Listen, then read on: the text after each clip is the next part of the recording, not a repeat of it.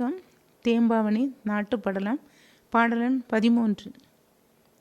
நோக்கையின் புலம் நுகர ஒள்முளரியோடாம்பல் நிக்கலாதெலா நீர் மலர்களை என கட்டல் ஆக்கம் ஆக்கினும் அறநிழந்தாவது கேடென்று ஊக்க மாண்பினர் ஒருங்கவை ஒழிக்குதல் போன்றே.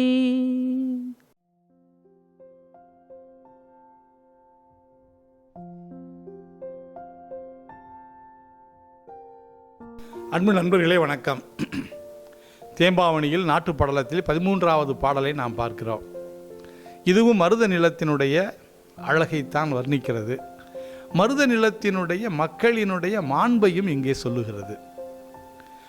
நோக்க இன்பு உளம் நுகர ஒள் முளரியோடு ஆம்பல் நீக்கு அலாது எலாம் நீர் மலர்களை என கட்டல் ஆக்கம் ஆக்கினும் அரண் இழத்து ஆவது கேடு என்று ஊக்கம் மாண்பினர் ஒருங்கு அவை ஒழிக்குதல் போன்றே.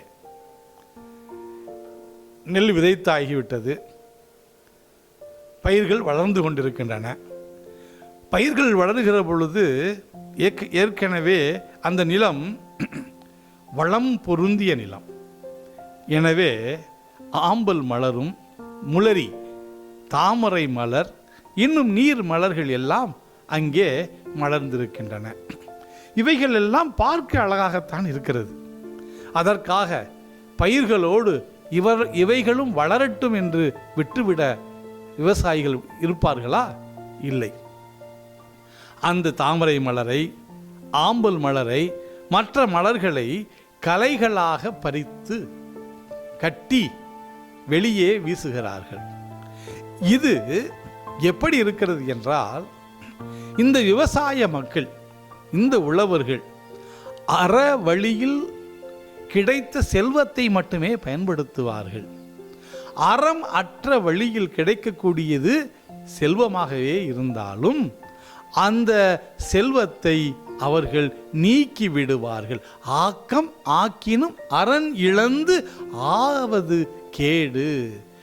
அற வழியில் இல்லாமல் மாற்று வழியில், தீய வழியில், கேடான வழியில் நமக்கு செல்வம் வந்து சேர்ந்தால் அது நம்மை கெடுத்துவிடும், அழித்துவிடும் என்று அவற்றை நீக்குவது போல பயிர்கள் விளைந்திருக்கக்கூடிய நிலத்திலே களைகளாக தாமரையோ ஆம்பல் மலரோ இருந்தால் அவற்றையும் பிடுங்கி எறிவதற்கு ஒப்புமை சொல்லுகிறார்.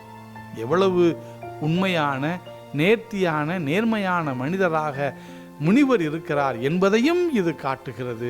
அதே போல தான் வாழ்ந்த, பணி செய்த, உழவர்கள் நிறைந்த இந்த இடத்தில் உள்ள மக்களினுடைய நேர்மையையும் இந்த பாடல் சுட்டுவதாக எனக்கு படுகிறது. நன்றி.